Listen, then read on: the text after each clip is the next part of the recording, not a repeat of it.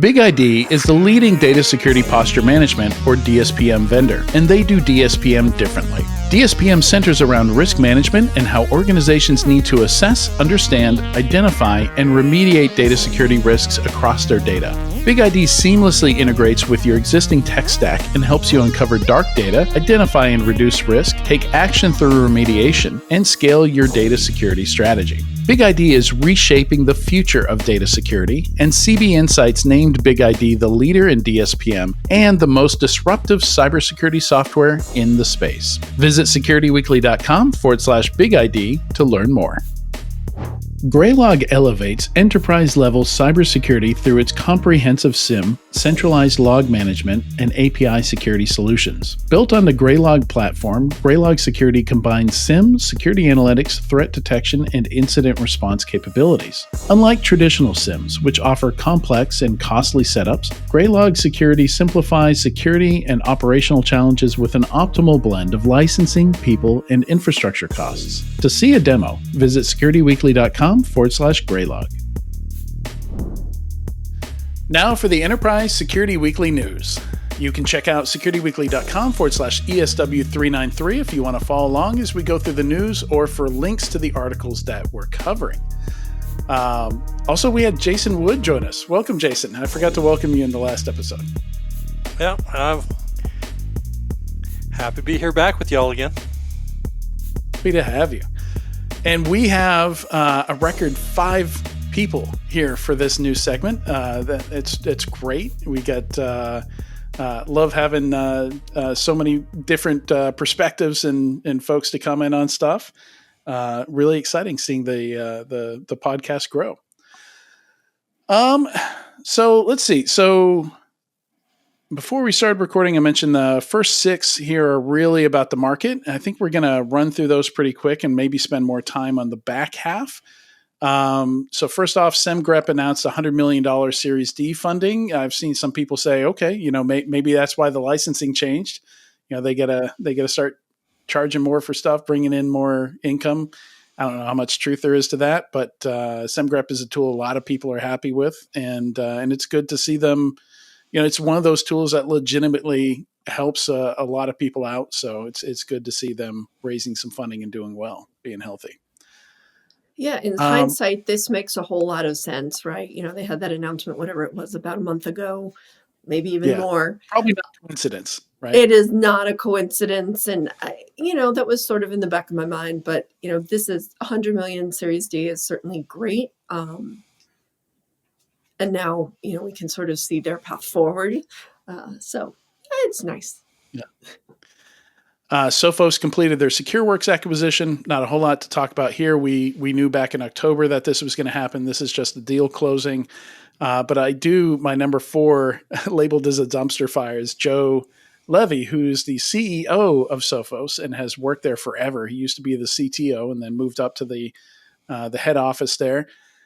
Shared a cold sales email, outbound sales email, where somebody was warning him that Sophos had acquired Secureworks and it was time to jump ship to another service provider. And it was and he shared that on LinkedIn, and it's just hilarious that sales teams are just firing out with such a shotgun approach. They don't care who gets those emails. I can't be the only one on this podcast who doesn't get random LinkedIn requests or messages saying, hey, let's hook up. And I got, this and this happened. We should do a thing. And you're just like, this has nothing to do with developers. Do you get that stuff? Yeah. Well, not maybe for Security Weekly, but for other things, same kind of thing. Yeah. Do you need leads for this? I've got community stuff on my LinkedIn, and people are like, really impressed with the business that you've built. Do you need salespeople for, security tinkerers? Like, it's a Slack group. No, no, I don't need salespeople for a company that doesn't make money. They clearly don't read anything. No, it's probably all automated at this point. Like nobody is. It's just whatever. Yeah, I was a registered investment advisor for almost 15 years, and I had one reach out to me a couple months ago, and I was like, oh, hey, thanks. I manage my own assets. I was at RIA, and it must have been AI because she responded back within 30 seconds with like 2.5 pages on why it's still a good idea to let her manage my money, even though I'm an RIA. And I was like, it can't be worth alienating half of the customers you send these automated messages to. Like that, whatever you're spending a month, you can't be recouping in goodwill. What's hilarious in that response is they've just proved that they're not going to listen to you. That they don't care what you say. Like they've just done the opposite of what they tried to prove, the value they tried to prove to you by completely ignoring what you said and doing the pitch anyway. Yep. So number 2, I'd never heard of either of these companies before this popped up in my feed, but I think they're both Israeli. CYE is a company that's kind of unique. They do, I wrote it down here, attack route visualization, which is not something I've heard about since core security and Red Seal, where would like consume or you give them credentials into your network infrastructure, and then you also give them your Nessus scan or whatever, and they would try and combine those and show you some kind of like how an attacker could hack into your network, and here's the different paths and stuff like that. So I thought that was kind of interesting, and this is kind of getting a little bit closer to something I'm surprised no one has built yet, which is looking at external attack surface and also consuming the internal configs and stuff like that and saying, yeah, this abandoned infrastructure we saw here is this EC2 instance in your cloud. Like we verified that these are the same thing, because that's where a lot of that work is. When you get these reports back in your external scans and stuff like that, who owns this? Where does this thing live? Is this on-prem? Is it in AWS? You could do a lot of that work for customers, but that's not exactly, I think, what they're doing here. I think Lacework and Wiz claim to solve some of that as well, at least from the cloud perspective. Yeah, because you have to scan from the outside, right? Mm-hmm. You have to do some of that work. And they'll inventory all your like cloud footprint, IP space, and then tell you an attack vector from there, or at least graph it. I haven't. Will Lacework used to claim that? So. Yeah. Yeah, but the thing I like here, like the whole point of external attack surface management, is finding the stuff that you don't already know about, right? Like the whole thing there is, I can give you IP ranges, but I don't know if that's all of them. I don't know if I'm missing anything, like to the point of the previous interview we just did where the attack came from infrastructure they didn't even know existed. It was I was just about to say, blind spot. Yeah, like the AX server. Yep, sitting on your network. I mean, couldn't like an automated showdown scan? I don't know. Yeah, I guess. How do you know your unknown unknowns, right? So that's always the problem you run into is you don't like the showdown scan idea where it's like, yeah, it's out there scanning, but how do I connect these results back to me? I don't even know anything about it. I don't know. Yeah. So what? So I call it seed discovery. And what a lot of these EASM vendors do is you just give them like a few examples. Like here's my company's main website. Here's the name of the company, and they'll go through they'll go through.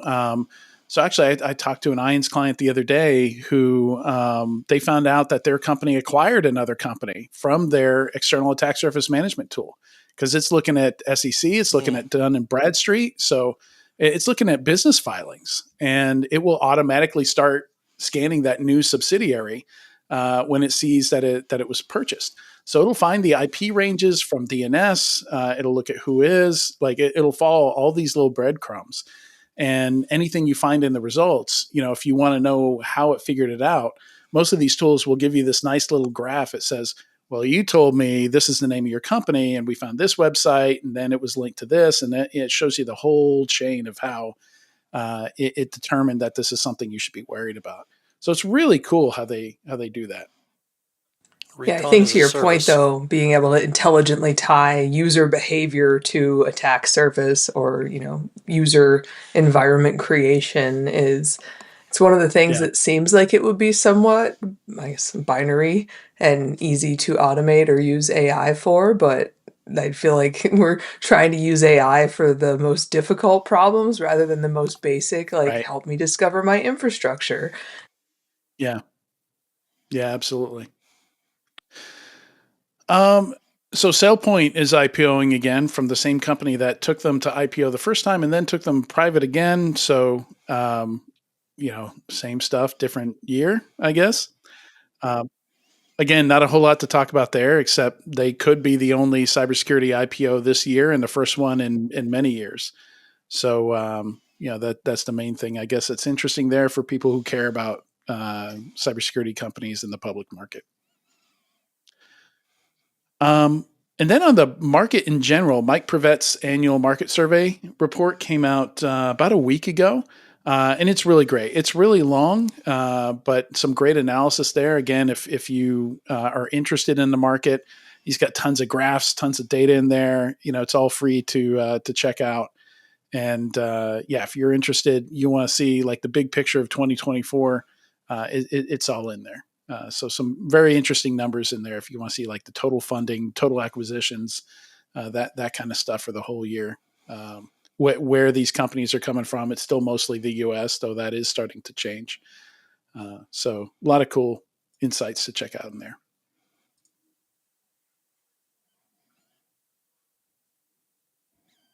All right. So number 8 is something I was very, very interested in. For the same reason I was talking about in our last interview, is this is all about why we don't know more details about why breaches happen. So it's called Kept in the Dark, and I don't know if they set up this domain, this website just for this story, but it looks like a collaboration with Wired, and Wired has been absolutely killing it on reporting it lately. But and it's mostly talking about the educational sector, but I think this is true across everything. So there's this like whole class of lawyer that just use attorney-client privilege to keep the details of breaches private. And as we learned with John Dwyer in the previous segment, they apparently with the IR teams are nitpicking every word that goes into the report, even though that report still never goes out into the public space. And the vast majority of cases. Yeah, I was gonna talk about that, but since we're talking about it here, like it's this preserving privilege method. It's standard operating procedure for any CISO of most organizations. Just have some sort of external counsel on deck that has a relationship with a breach response company, so that you can absolve yourself of any disclosure. So it's actually been pretty standard for security leaders. It's not great, but I guess on the flip side, the companies that do disclose their responses and how they've handled it, they should be commended. So yeah, it's interesting. The education space in particular. Oh man, I know. I know some friends that are in that space, and they are very, very hesitant. They're very behind from a security perspective, Yeah, but also from a legal and cooperation perspective, pretty legacy. Yeah, Power School, like Power School is just now making public announcements about it, like weeks after all the schools kind of banded together and put together like a breach response recommendation, like in a Google Doc. Like they wrote up like here's how to tell what was accessed and how it was handled, and like that should have been coming from Power School.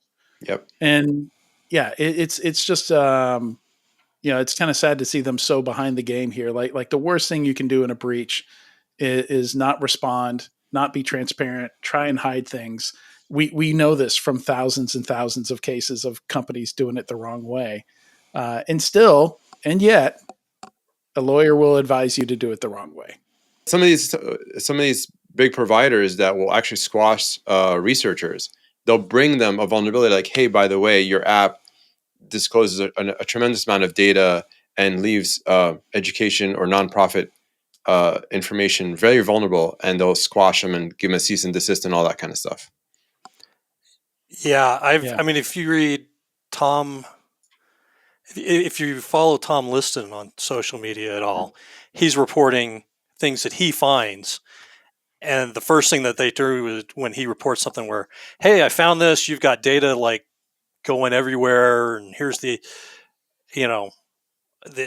what I'm seeing from not doing anything other than just looking around to see what's available. And they turn around and attack him immediately. Like, what did you do? They come right after him about it. And it takes him a long time to even convince him that he's not the one who is doing this. And all he's doing is just searching and saying, "Oh, look." So I think we talked about this last week. There is a fundamental failure in the education system in general to modernize what we're teaching people. So everything from data literacy to technology literacy. And so I think, not only are we raising children who don't know what's safe to put on the internet and what's not, and what types of their information, but it's not really surprising that schools in general, very few people who work at the schools outside of IT and security departments are data literate, understand the data that they're holding on to and what they can and can't do with it. So with the full understanding that the Department of Education may no longer be a thing, this is one of those things that you have to question. Like, education is one of our most critical infrastructures in our country, arguably, and we're kind of leaving every school to go it alone and have the same situation we have with public and private schools, where there's haves that have the technology to protect themselves and there's have-nots. And assuming the Department of Education is ever a thing again, I think there's a question as to why they are not providing basic tools, best practices, and there are actually requirements. Like, it seemed like this is something where you would bake these requirements into school funding and things like that. Part of protecting children includes protecting their data, not just their bodies.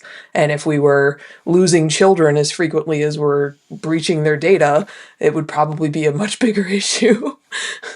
If a child was able to just wander away from school a few hours a day and then we found out about it, we'd probably freak out, but leave their data on the internet and nobody seems to care.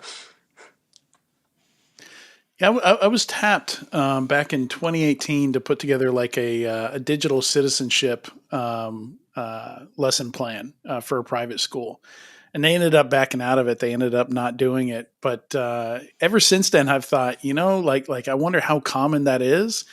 And I wonder if I just put it together, if I just built it anyway, maybe offered it for free. I wonder how many schools would adopt that kind of thing. Because it's like I go to talk to the high school at least once every 6 months. They bring me in because they actually have a cybersecurity class at the one of my local high schools here. And, I just answer all the questions. And the kids are not hesitant. Like they are not shy. Like, how much money do you make? Like, have you ever hacked somebody? They'll just ask you everything. And it's great because like they're just they're interested in this information in the first place, and it's information that they need to know. And I don't know about other countries, but I think it's something like 3 to 4 times the size of ransomware, like romance scams. Romance scams are like $5-6 billion in losses in the U.S., and that's just what's reported. So clearly this is information that we need. We need to teach people when they're young. And I'm noticing some of these younger generations, I think all of us are roughly, within the same age ranges here.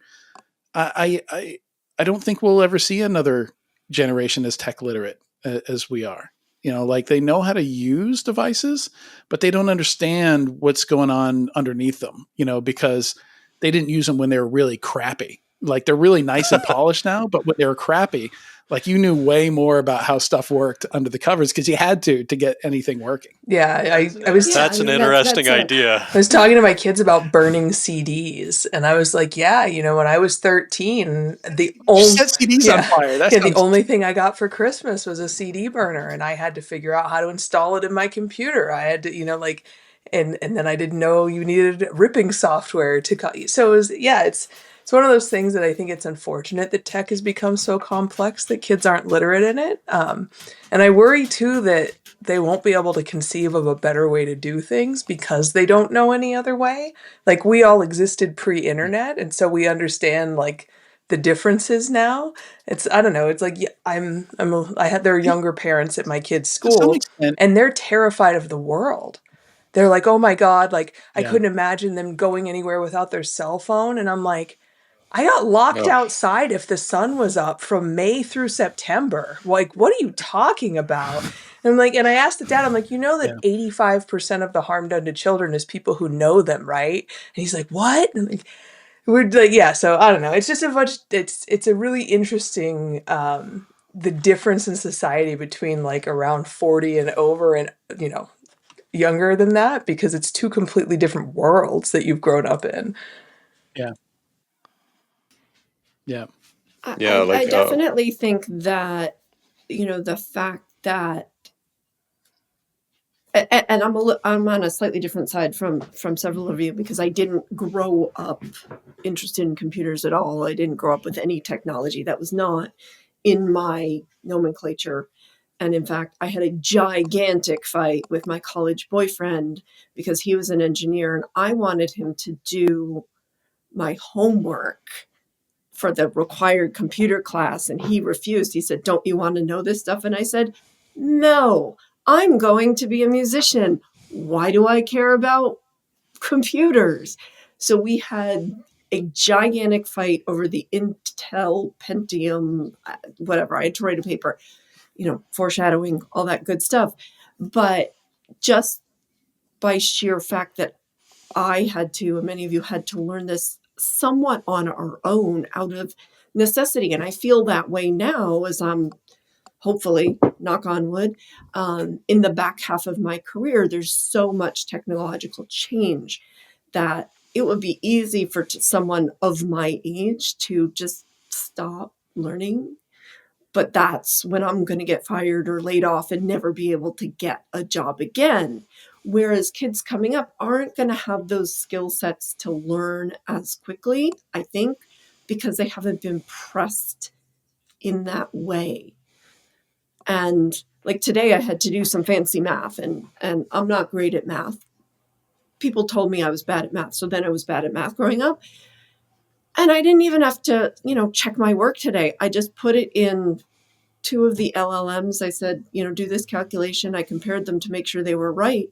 Like at this point, I don't really need to be good at math, but the thinking that we had to do growing up is so different from the thinking now that you just have to wonder what the world's going to be like. Are they not going to need to? Are we going to have some gaps? I mean, there are certainly a lot of advantages that come with technology, a lot of them.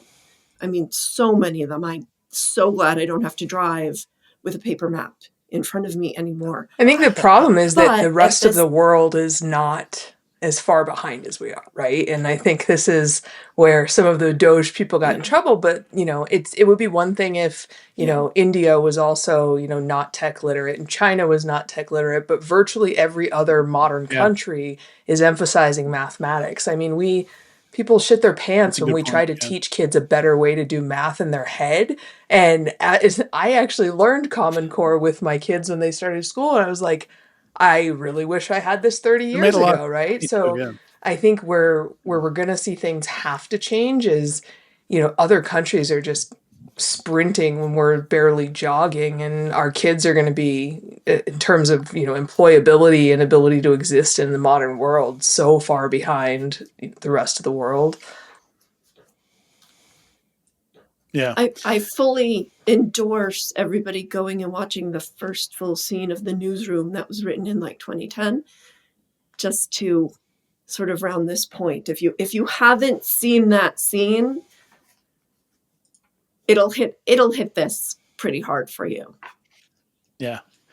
Yeah, we just watched Jurassic Park because my partner hadn't seen it in decades, and I don't think her kids had either. And yeah, that moment, where the girl jumps on and it's a Unix system. I know this. It's like, man, fast forward to today, I'm not sure that kid exists. I mean, I'm trying to get one of my kids, I'll try to keep it more. One of my kids, I'm trying to, really wants Spotify, and I'm like, I'm not paying for this and whatever. And in the back of my head, and maybe hopefully he watches this, but like, I'm trying to get him to like find a way to get music. Not saying illegally, but I'm just trying to like find a better way to get the music, like I had to, right? Like, Right.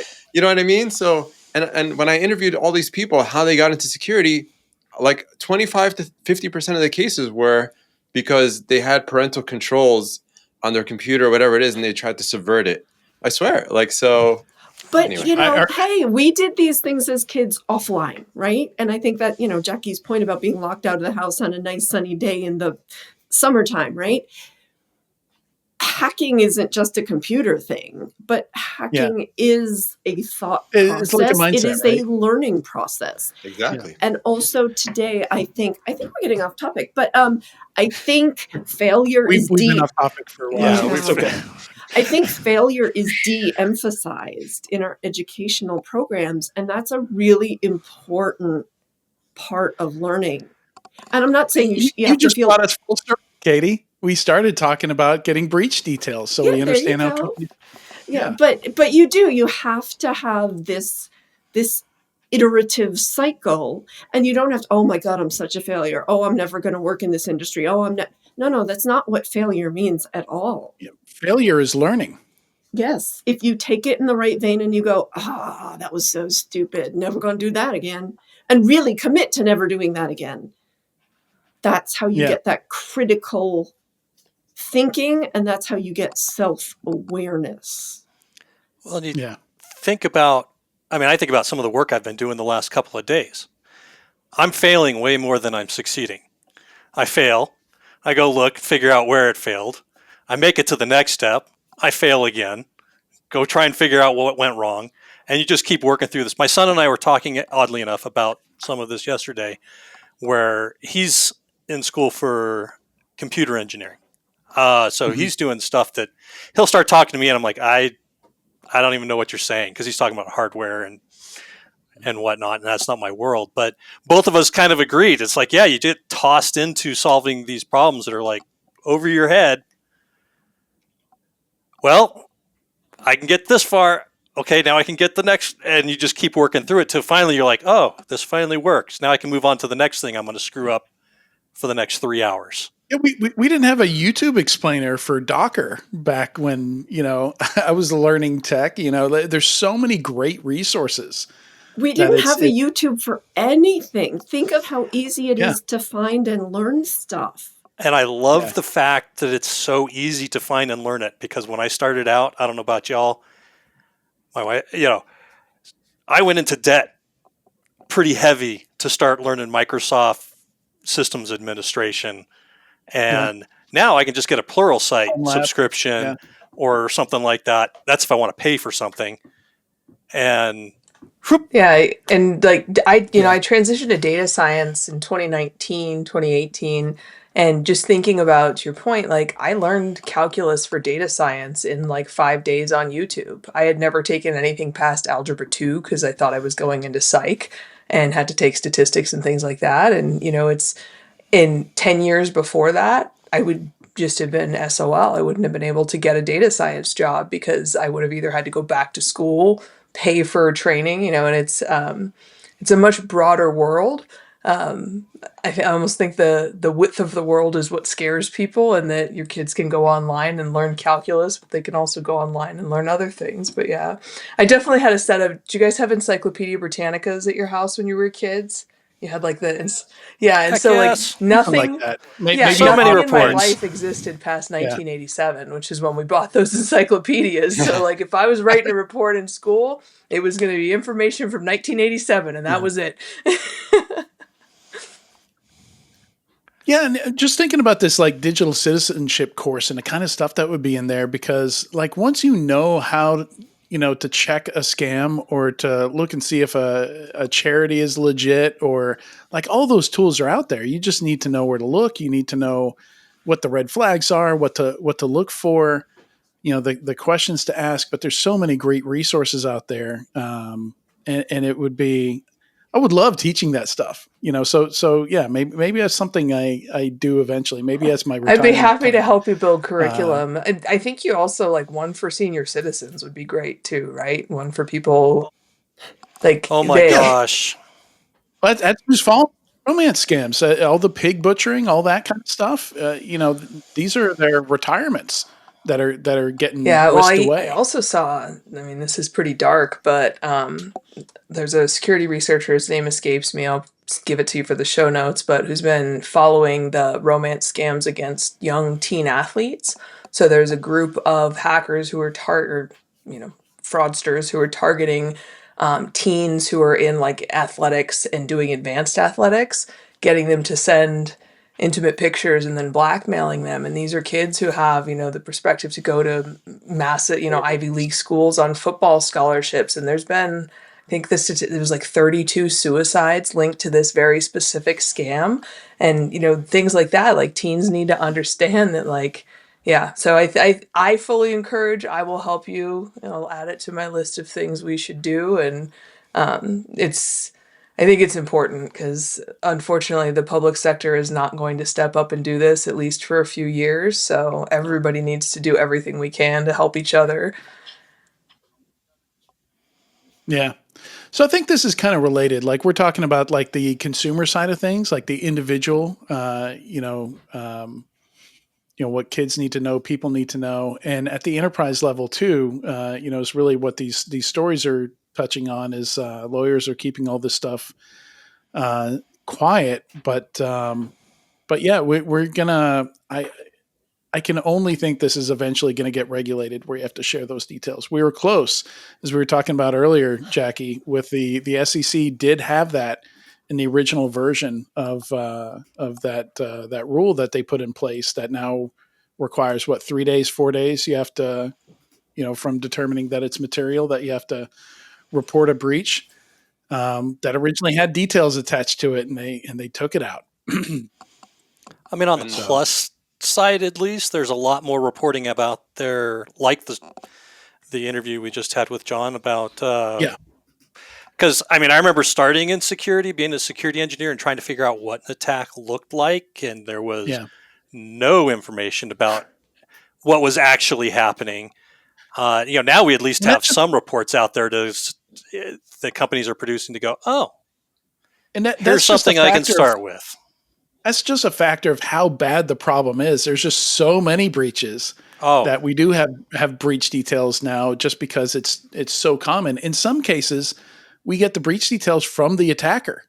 Like VX Underground goes and talks to the attacker or somebody like that. Is like, hey, really cool hack. How'd you do it? And their ego, their the size of their ego, they're more than happy to talk about it. I mean, we still have to take it with a grain of salt because it's coming from the attacker. But yeah, there are details out there. Yeah, sometimes the company will say we were not hacked, and then the attacker's like, no, I hacked you. Here it is. Like, those are my favorite when they get really indignant because the company is like, no, we're not paying ransom, and they don't acknowledge it publicly. So the hacker's like, well, let me tell you some things about your configurations that you should know. I would, that's a dangerous game to play. I would comment though and say, a lot of the reporting that we have that's coming out now, that's good reporting. I actually have written some of it. So, I know the work that goes into this stuff, but it is interesting to look at a lot of the reporting that you get this information from now in these public reports. It's essentially marketing. Yeah. I mean, it's good information, but that's the business driver. So that's a good point, Jason, because the details we need, when I analyze a lot of this stuff, I find a lot of it's people and process, a lot of the failures there. So if it's a report that's just like a technical report of, this vulnerability was taken advantage of, like you're missing a lot of the lessons that should be learned from these incidents. If there's not a narrative and interviews, you got to interview people, figure out what happened there. Yeah. There's so many things that happen in a breach and an intrusion. I mean, there's just so many opportunities to learn. Yeah, the people side, the system side, the procedures, all kinds of stuff, that goes into one of these breaches. And we, even in the public reporting, which is far better than we had, you're getting just the top layer or a piece of it. I mean, So I can assure you that when I've been asked to write some of these things, I'm begging for details. I'm begging for an engineer. I'm begging for somebody to get in the weeds with, and I never ever get it. And then the feedback is, well, we want this more technical. And it's like, well, you didn't give me anything. I can interpret technical. Or if I don't get it, you can explain it to me and I'm reasonably intelligent. But then it does, like Jason said, come out as this marketing gobbledygook because everybody is afraid at their core of A, looking really, really bad, or B, spilling some beans that's going to get them in way more trouble than doing nothing would do. So they want to be there and use it as marketing, but they don't want to be specific enough that it's really actually helpful. My dream is to set up something where people can anonymously submit this stuff. But nothing is ever truly anonymous, right? Like, somebody's going to try. Details, yeah. Somebody's going to try to circumvent it and ruin it for everybody else. It's just, I think that's why people haven't done it, because they, in the back of our heads, we all know anything that's accessible is breachable. And if I'm going to do this for the common good and some jerk's going to come after and screw it up for everybody. Yeah. Go ahead. Sorry. Go ahead, Amy. No, just back to this article. I kind of just read through the whole thing. It's really good. This is a good find, Adrian. And this is, I think, also endemic of the industry. I mean, there was a small link in there of 4 companies that faced a fine for downplaying their attacks. So, and then another school district that didn't report its breach for like 7 months. And then a lot of other cases, they're not reporting the stuff to the CIA and FBI to help, prevent future attacks. Like, hey, what's the Bitcoin address that, you have to pay your ransom?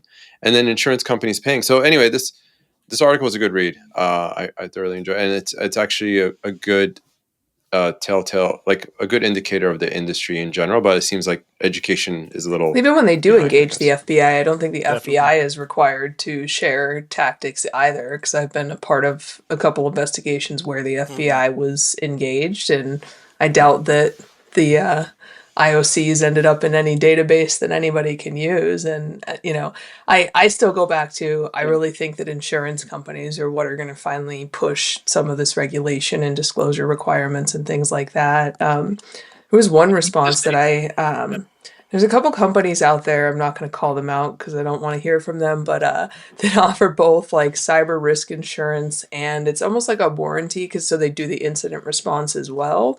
And the argument there is that, they're incentivized to do a really good job because they're your insurance company and they don't want, future fallout. I'm like, yeah, but also aren't they incentivized to minimize what they tell you the financial fallout of the attack was, and to only disclose, the minimum amount that they need to?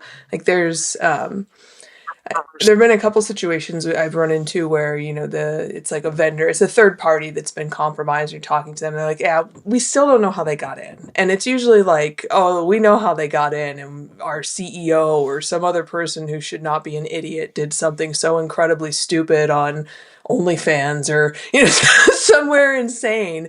And yeah, so I think we need regulations about, if you're a vendor and you have customers, even if the data breached was not those customers, there need to be specific things that you have to share with all of your customers, because you can't really, as a Fortune 100, whatever, publicly traded company, can you really comply with SEC regulations if your fate is shared with all these third parties and they're not telling you what's going on because they're not publicly traded?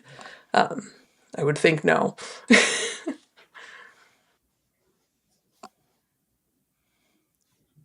Yeah, so speaking of breaches, let's talk about S3 buckets for a bit.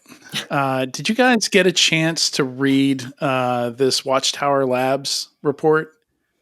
where it's basically like subdomain takeover, but with S3 buckets is kind of the TLDR of this whole thing, where people are pointing things at S3 bucket names, because they're just using the built-in AWS DNS name.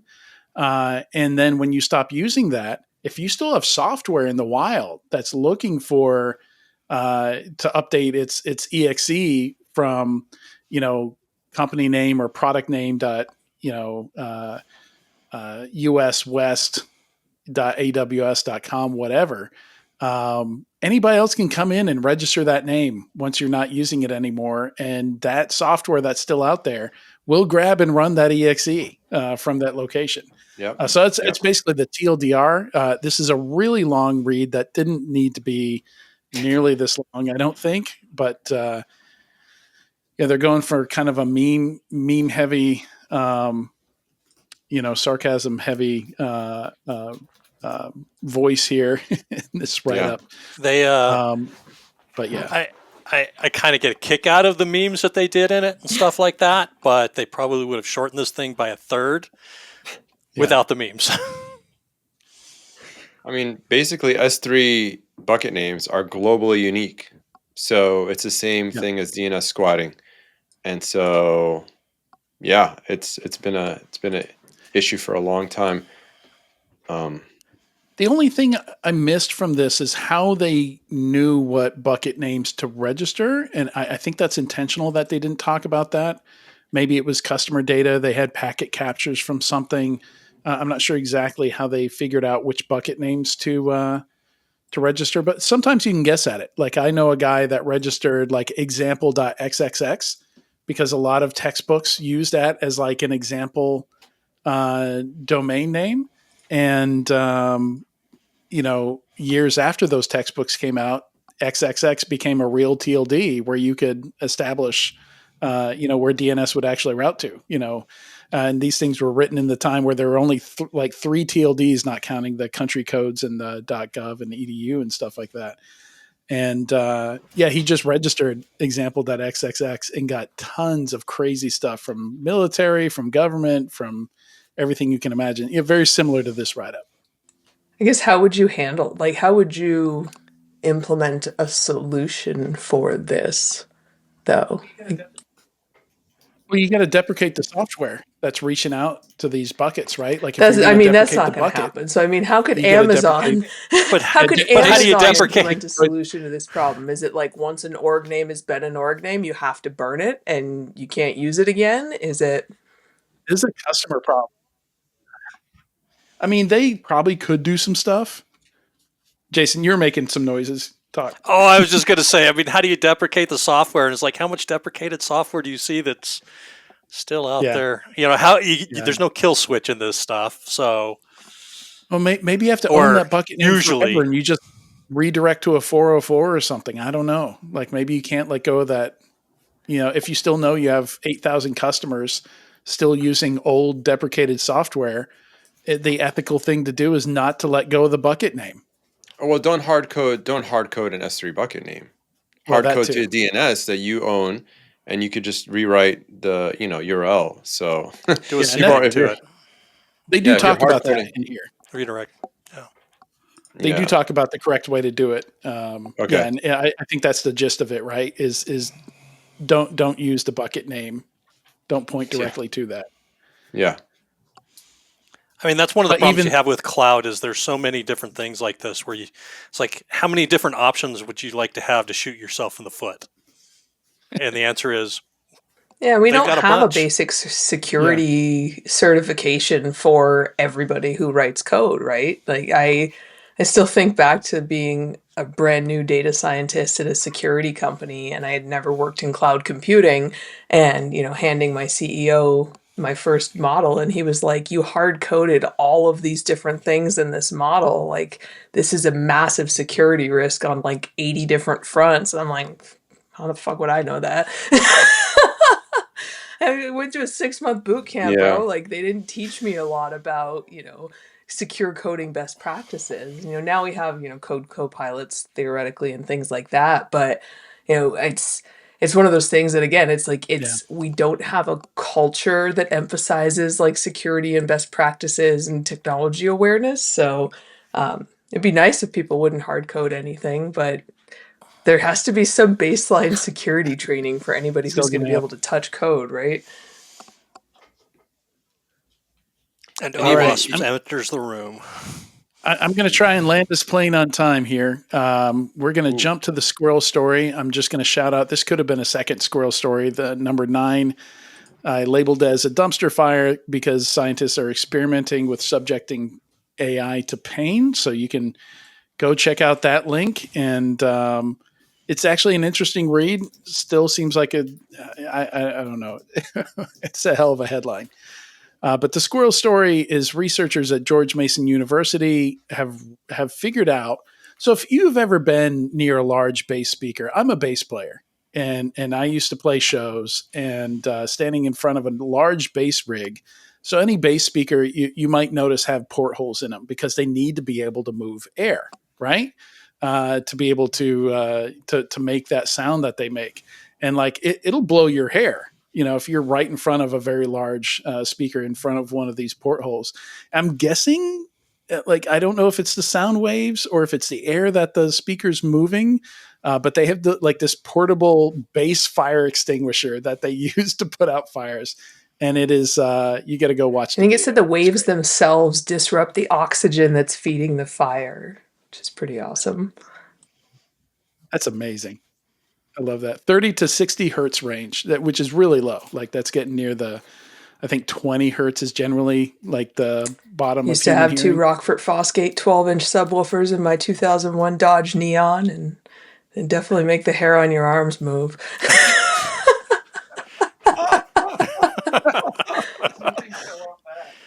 How many things the fell off that? rear view mirror lasted like 2 months after I put them in before it vibrated off the windshield. Yeah. We're getting back massages from my subwoofers. But I gotta tell you, Rob Zombie hits different on 12-inch subwoofers. I bet. All right. Thank you guys so much for joining me today. It's been a pleasure. Jackie, Jason, Katie, Eamon. So many people on my screen. I'm trying my teleprompter can't handle it. Should get a group picture. And yeah. And a big thanks to everyone watching or listening to this week's episode of Enterprise Security Weekly. Next week, we're going to lose a couple of these co-hosts because they're busy doing other stuff. But we've got a banger for you. We've got Tim Malcolm-Vetter talking about automating the SOC without AI, and Allie Millen talking about whether or not you need AI to automate the SOC. So it's going to be a SOC automation AI conversation twofer next week. So that's I'm really excited about both of those interviews. Those are going to be great. All right. See you then. Thanks, everybody.